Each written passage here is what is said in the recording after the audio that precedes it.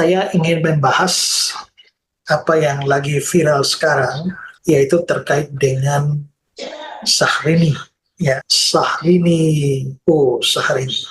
Bagaimanapun di dalam kitab suci, Yesus lahir, makan, tidur, berdoa, dan punya keterbatasan pengetahuan. Sementara Islam mengajarkan bahwa Tuhan selalu sempurna. Umat Kristen harus menanyakan kembali gagasan tentang Tuhan.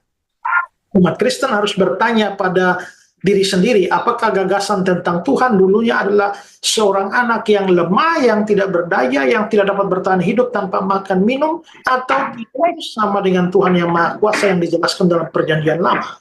Tentu saja tidak. Lanjut kutipan tersebut. Dan sebenarnya yang si Syahrini ini omongkan itu sebenarnya adalah lagu lama. Kalau hanya argumentasi semacam itu, kekristenan sebenarnya sudah bergumul dengan hal itu, dengan kepercayaan seperti itu tuh selama 2000 tahun, ya. Dan kita bukan orang bodoh yang tidak memahami kalau argumentasinya untuk menolak ketuhanan Yesus hanya sesederhana atau secupat pikirannya atau otaknya Syahrini itu. Sebenarnya kita bukannya nggak tahu soal Yesus makan, minum, lapar, haus, dan sebagainya, ya itu kita tahu, ya. Dan walaupun kita tahu semacam itu, tetapi kita masih mempunyai dasar dan alasan teologis yang kuat untuk mempercayai Yesus sebagai Tuhan. Tuhan itu menjadi manusia, bukan Tuhan berubah menjadi manusia. Nah, kalau Tuhan berubah menjadi manusia, itu artinya tadi dia itu adalah Tuhan. Lalu sekarang dia menjadi manusia, lalu dia kehilangan ketuhanannya. Tapi yang terjadi dalam Islam itu adalah Islam selalu berpikir bahwa kita itu, orang Kristen itu sedang menuhankan seorang manusia. Nah, kita sudah bolak-balik mengatakan bahwa kita tidak pernah percaya, bahkan tidak mungkin menerima kalau ada seorang manusia dituhankan. Tapi otaknya mereka ini entah tahu di mana, ya, sehingga mereka selalu saja menuding kita, ya, bahwa kita menjadikan seorang manusia menjadi Tuhan. Allah bukanlah manusia sehingga ia berdusta, bukan anak manusia sehingga ia menyesal. Masakan ia berfirman dan tidak melakukannya, atau berbicara dan tidak menepatinya? Bilangan 23 nomor 19. Yesus adalah manusia.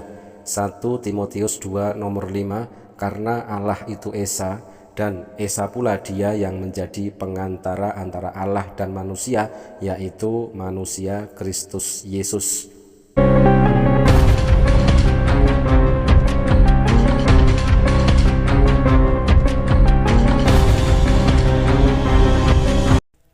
Assalamualaikum warahmatullahi wabarakatuh. Sahabat beriman, berjumpa kembali di Bintang Mu'alaf Channel. Mudah-mudahan kita semua selalu sehat walafiat di dalam lindungan Allah Subhanahu wa Ta'ala. Sahabat, masih ada kaitannya dengan unggahan viral yang ditulis oleh Syahrini. Setelah kita beberapa kali sudah mereaksi dari statement-statement pendeta yang merasa tidak terima dan juga tersinggung, dan bahkan kemungkinan bisa terguncang imannya karena unggahan yang ditulis oleh Syahrini tersebut, ya. Di antaranya kita pernah mereaksi sebuah statement dari Ferdinand Hutahian, dan juga dari pendeta Mel Atok, dan juga dari Risuli Lubis, dan juga kemarin dari Louis Prasetyo dan juga Hendri Tandianta. Ternyata masih ada lagi, sahabat-sahabat, ya. Ini adalah salah satu pendeta besar di Indonesia yang juga ikut mereaksi atas unggahan viral yang ditulis oleh Syahrini tersebut, yaitu pendeta Esra Soru. Baru Syahrini saja para pendeta dibuat kalang kabut, dan juga mereka ketakutan kalau jemaatnya terguncang imannya karena unggahan viral yang ditulis oleh Syahrini. Saya ingin membahas apa yang lagi viral sekarang, yaitu terkait dengan Syahrini. Ya, Syahrini. Bagaimanapun di dalam kitab suci, Yesus lahir, makan, tidur, berdoa, dan punya keterbatasan pengetahuan. Sementara Islam mengajarkan bahwa Tuhan selalu sempurna. Umat Kristen harus menanyakan kembali gagasan tentang Tuhan. Umat Kristen harus bertanya pada diri sendiri. Apakah gagasan tentang Tuhan dulunya adalah seorang anak yang lemah, yang tidak berdaya, yang tidak dapat bertahan hidup tanpa makan minum, atau tidak sama dengan Tuhan yang Maha Kuasa yang dijelaskan dalam Perjanjian Lama? Tentu saja tidak. Lanjut kutipan tersebut. Dan sebenarnya yang si Syahrini ini omongkan itu sebenarnya adalah lagu lama. Kalau hanya argumentasi semacam itu, kekristenan sebenarnya sudah bergumul dengan hal itu, dengan kepercayaan seperti itu tuh selama 2000 tahun, ya. Dan kita bukan orang bodoh yang tidak memahami kalau argumentasinya untuk menolak ketuhanan Yesus hanya sesederhana atau secupat pikirannya atau otaknya Syahrini itu. Sebenarnya kita bukannya nggak tahu soal Yesus makan, minum, lapar, haus, dan sebagainya, ya itu kita tahu, ya. Dan walaupun kita tahu semacam itu, tetapi kita masih mempunyai dasar dan alasan teologis yang kuat untuk mempercayai Yesus sebagai Tuhan. Baik sahabat ya, kita sudah mendengar sendiri, itulah tanggapan Pendeta Esra Soru menanggapi unggahan viral yang ditulis oleh Syahrini. Satu ayat yang belum saya tunjukkan di dalam reaction sebelumnya, yaitu sifat kemanusiaan Yesus. Yesus tidur, sedangkan Allah di dalam Bible ya, tidak mengantuk dan tidak tidur. Tuhan tidak tidur. Semua yang bisa tidur bukan Tuhan. Ada tertulis di dalam Mazmur 121 nomor 2 dan 3, pertolonganku ialah dari Tuhan yang menjadikan langit dan bumi. Ia tak akan membiarkan kakimu goyah, penjagamu tidak akan terlelap. Yesus bisa tidur, Tuhannya orang Kristen tidur. Matius 8 nomor 24, sekonyong-konyong mengamuklah angin ribut di danau itu, sehingga perahu itu ditimbus gelombang, tetapi Yesus tidur. Yesus tidur, Yesus bisa terlelap, padahal Tuhan tidak akan terlelap. Yesus bukanlah penjaga manusia, bumi, langit, dan seisinya. Menurut Alkitab, Yesus bukan Tuhan karena syarat Tuhan tidak akan terlelap. Nah, itulah ya, satu ayat saja cukup untuk menanggapi apa yang tadi dikatakan oleh Pendeta Esra Soru.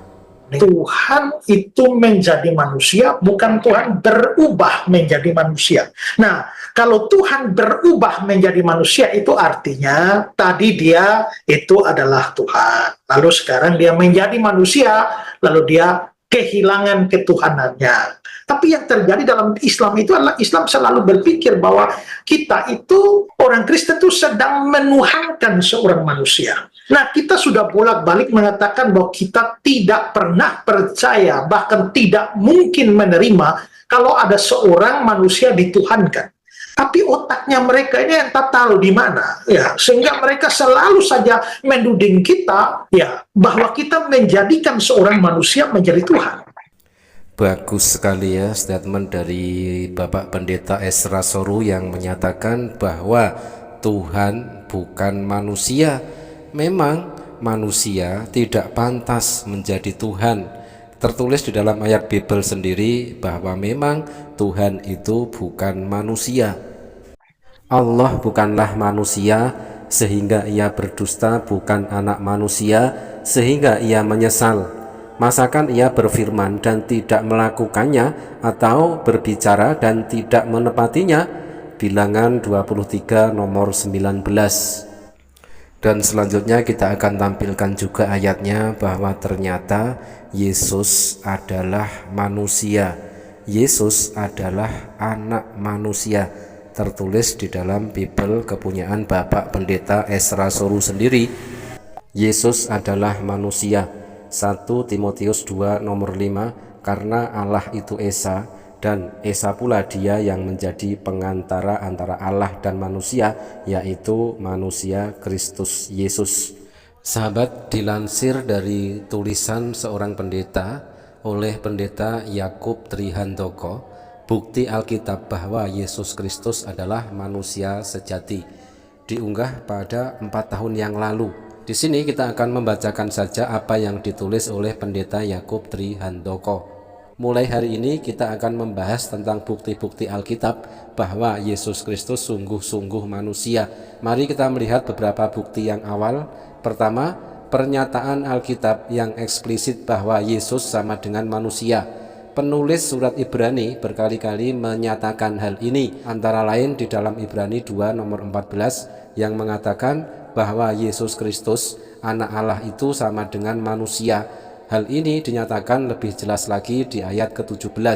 Ia dijadikan sama di dalam segala sesuatu.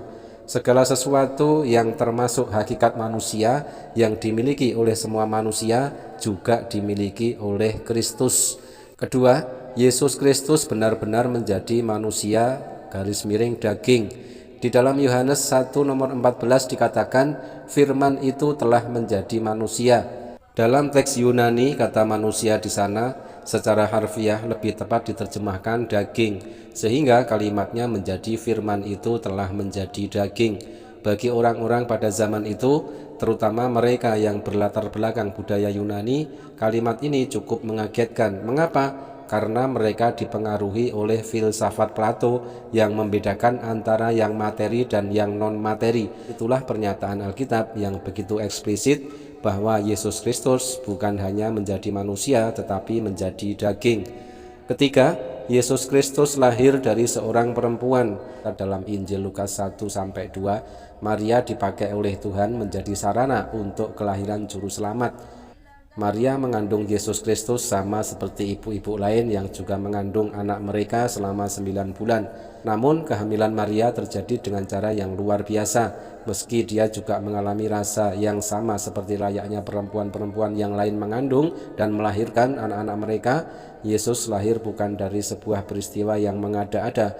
Keempat, Yesus memiliki keterbatasan manusia. Di dalam Lukas 2 nomor 40 dan 52 dikatakan bahwa Yesus itu berproses. Ia menjadi lebih besar, lebih berhikmat dan sebagainya.